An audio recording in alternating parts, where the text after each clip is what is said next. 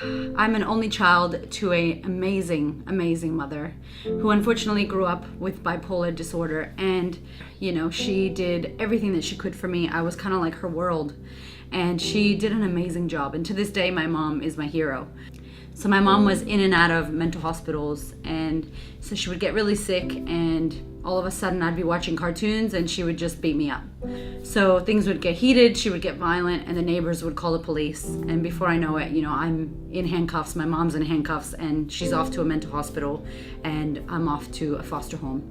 So this happened throughout my childhood till I was about 16 years old. So at the age of 7, my mom had a boyfriend, and she decided she wanted to go to Puerto Rico on a family vacation. And she didn't take enough medication. And so we were in Puerto Rico, and all of a sudden my mom got sick, and she decided to drive with me in the car, and we ended up hitting a tree and flipping our car upside down, and we ended up walking for 3 days. My dad ended up finding out about this, and he had left when I was 2 years old. So my dad came and kidnapped me and took me away from my mom. I didn't know him, and he took me for a year. And so when I finally came back to be with my mom, I remember I forgot English. I didn't know how to speak English. And I was back with my mom, and then all the way again back into foster homes. In the foster care system, there was a lot of sexual abuse. I had to deal with all of that stuff.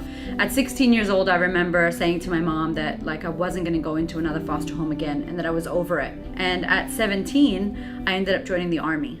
My high school sweetheart, Gio, and I were together since we were 16. And when I finished my boot camp experience, he had joined the Marine Corps, and we both kind of secretly were moving to California. So I was from Boston, moving to California. Because of the war and everything that was going on, he ended up going to Iraq for about a year. We ended up getting married and not telling anyone that we got married. And while he was away, I did massive odd jobs and trying to figure out who I was in California. And then I decided when he came back that we would move to Florida so he could go to school. So I joined the Army full time, started going to hair school. I think it was a Saturday night, someone asked us to go out. And so we drove there, we got super drunk. We were going 180 miles per hour, and we ended up smashing into a ditch, and I ended up breaking my back. I was in the hospital for 25 days, had to learn how to walk again. And I think when that happened, I really saw that I wasn't living my life. I said to myself when I came out of there that I was going to go for what I wanted, and I secretly wanted to be an actress, and so I started modeling. It was interesting because I was in the Army full time, then at night I was in hair school, and then on the weekends I was doing bikini modeling and music videos with Pitbull and Spanish reggaeton artists.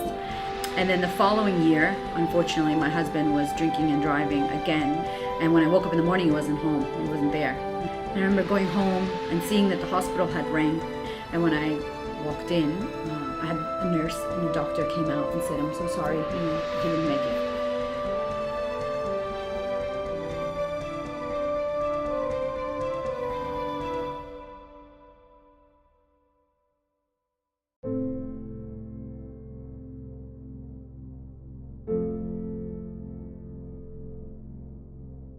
It was really hard after that, and so I think for me, I tried to delete that happened and try to pretend that didn't happen. Long story short, I got into a bunch of bad relationships, drank way more alcohol than what I should have. I met someone in Las Vegas at a hair conference, and he was from Australia.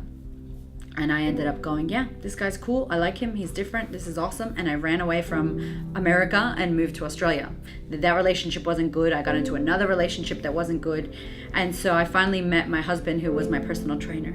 And he was my friend, and he said to me, there's somebody that I know, and she does this work, and she was a life coach. And so a series of literally a full year of working with her, I don't know, I spent $50,000 working on myself, self-developing, reading books, going to seminars, life coaching, business coaching. I was able to really heal my life and heal my story. And then I got so excited about the power of this that I decided that I wanted to do this as well. And we started running workshops for women. I was a stylist when I moved to Melbourne, and that was great, except I realized that no matter what we have on, no matter how much makeup you have, or your fucking nails are painted or not, doesn't matter. Although styling was important and how we dress and look, I was going to scrap the styling and just work on inner confidence, the inner wardrobe, and how we feel about ourselves. I can proudly say that I'm a confidence coach. I'm a mother of 2 beautiful kids. I'm married to the most amazing, conscious, sexy ass man in the world. After having our kids, we had a cesarean, we had a miscarriage, and then my third pregnancy was my second baby, Nava, and we had a home birth. It was calm and beautiful and amazing, and it really just showed me that, you know, the contrast of life and how you can have one thing and you can have another thing, and, you know, it just depends on what you're making it all mean. And the message is just be who the fuck you are, you know, heal your shit. You have a unique narrative, and, you know, reclaim who you are and your confidence and stand in your fully expressed selves. So that's the main message, and I'm honored to be here to be able to share that with you.